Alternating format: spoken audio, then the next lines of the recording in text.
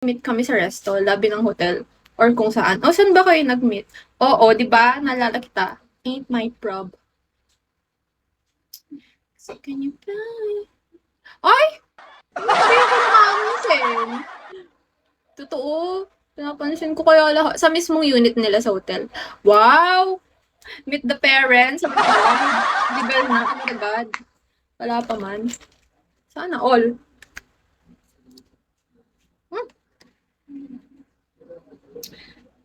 pangit ng buhok ko guys, sorry. Dapat nga papakulay ako ng buhok ngayon eh.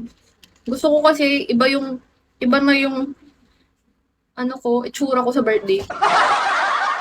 Sinap, ah! Sinaplanan kit me. Ewan ko, 5+ hours biyahe ko. Kasama ko sila ng 4, then uwi na ulit. Ay, meet and greet lang. Hindi ka man lang nagstay. Parang pinagod mo lang. Sana nagstay ka na dun. Nandun ka na din naman.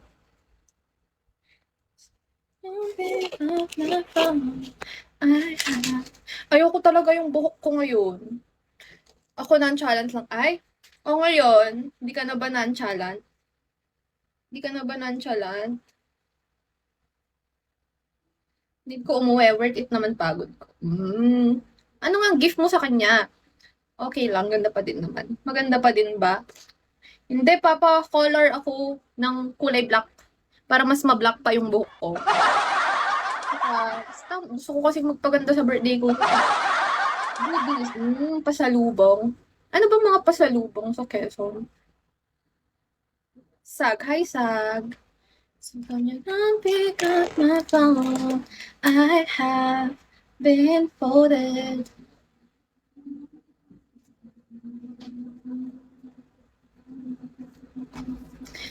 Pinagong pansit habhab madami. Spoiled siya sa'yo, no? Buko pie. Ay, may buko pie. Alam ko yung buko pie, lahat naman binibenta pag saan. Binibenta sa lahat ng destinasyon.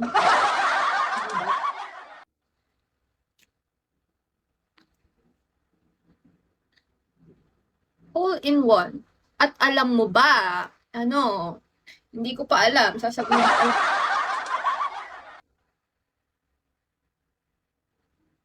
Shibal. Shibal.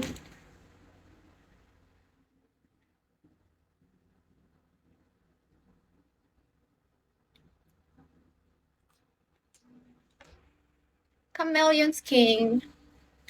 Hello, tumaba ako guys, no? Dami ko kasing pinagkakakain eh. So when don't pick up my phone, I have been folded.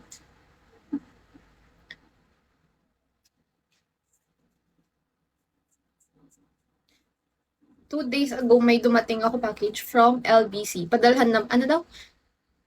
Pinadalhan naman nila ako snacks. Wow! Anong snacks?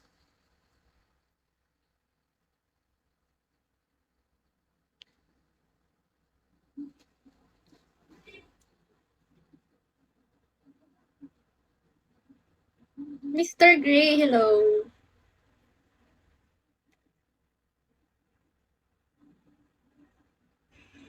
Ano ba yan? Di ko mabasa. Parang Chinese cookies, biscuit, tsaka noodles. Sana all. Sana all. May nakakain.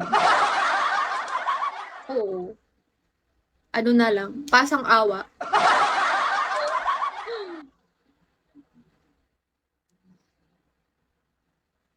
Ano ba yan?